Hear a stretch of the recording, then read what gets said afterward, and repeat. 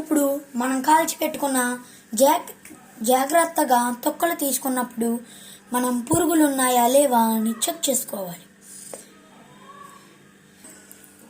ఇప్పుడు మనం ఈ వంకాయలని గిన్నెలో వేసుకుని ఈ పచ్చిమిరకాయల్ని గిన్నెలో వేసుకుని mixing mixing mixing mixing mixing mixing చేసుకోవాలి.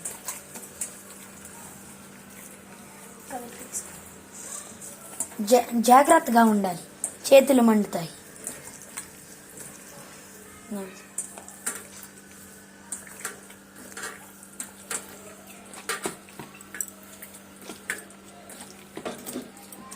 ఇప్పుడు మనం సాల్ట్ వేసుకోవాలి.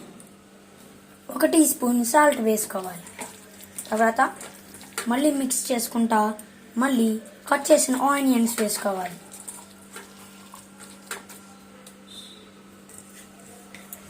కట్ చేసుకున్న ఆనియన్స్ వేసుకున్నాక మనం ఇందాక బెల్లం తురుము ఉంది కదా, దాన్ని జాగ్రత్తగా వేసుకుని కలుపుకోవాలి.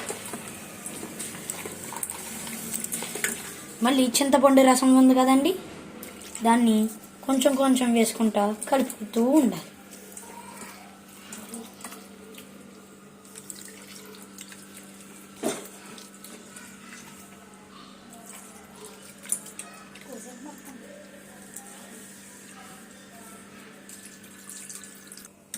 మన పచ్చి పులుసు రెడీ.